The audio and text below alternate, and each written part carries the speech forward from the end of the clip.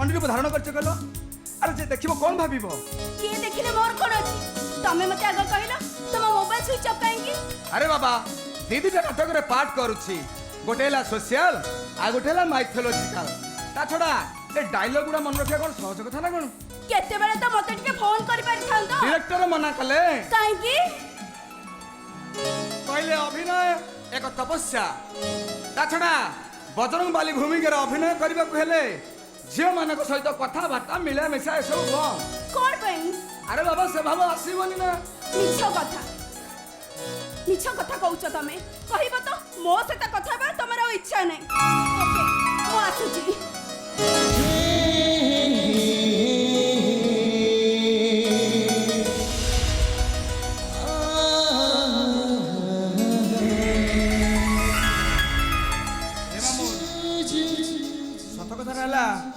मो मोबाइल टा हजि जाइछि आकाश हम मन एफर के भाउजंग देहटा भीषण खराब ताको ट्रीटमेंट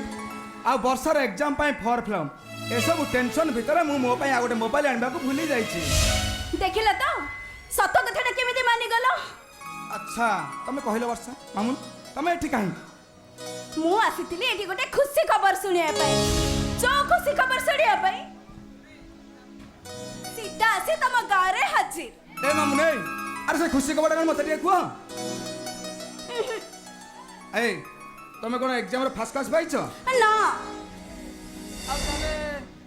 आउ ताले कौन देवा ए तुमर कौन चाकरी हो जाइछि अरे बाबा ना ताले आ कौन हेतिबो कौन हेतिबो कौन तो ए मामुन ए मामुन तुमर कौन पिला पिला हेछि ना कौन अरे बाबा से खुशी खबर कौन मत के कुआ मुटे सुने खुशी खबरटा ए আছে हां मो बागर ठीक हे जाई छी ओए कथा ए मामुन ये तो बड़ा दुखर कथा काई काई दुखर कथा एटा तो बहुत खुशी र कथा मो बहुत खुशी काहे कि ना मो बागर ठीक हे जाई छी अरे बर आसिले तो अधा बाटरे बर गाड़ी ऊपर गोटे बम फपाड़ देले बात खलास ए हेलो जदि मामू घर को जीवा को एते इच्छा ताले आओ किछि काम कर मो बर गाड़ी ऊपर को तमे काहे कि बम पकेइबो ए मामुन तम पाई मामू घर कौन जमपुर को जीवा को पछेइबिनी नहीं सत्य कथा मोरे धरती मामुन जीवी तो तमरी हाथ धरी जीवी आ मरिबी तो तम मथार सिंदूर हवा पई मरिबी अरे बा बा बा सीधा पौराणिक नाटक रु सामाजिक नाटक को जंप हीरोइन को पाखरे पाई गेली ना आहा लो मो हीरो ए समिति कहबनी काहे कि ना मो नाटक जे देखिछि से जानिछि मु केमिति का हीरो अतीत रे मो बड़ भाई कैलाश बेहरा थिले जने ट्रेजेडी हीरो तांको के न जानिछि आ एबे ए एरिया रो वन ओनली रोमांटिक हीरो ए आकाश बेहरा हां देखैबी मो हीरो के टिके देखैबी देखो नहीं नहीं देखो जो स्टाइल रे कहिलो मु आकाश बेहरा से स्टाइल रे तम हीरोगिरी टिके देखो ए नाही थाल कई ए मामुन मु मो हीरोगिरी सही दिन देखैबी जो दिन तुम घर को तुम हाथ मागी बोलछु मु बराबर साजी जीबी आकाश मामुन दूरे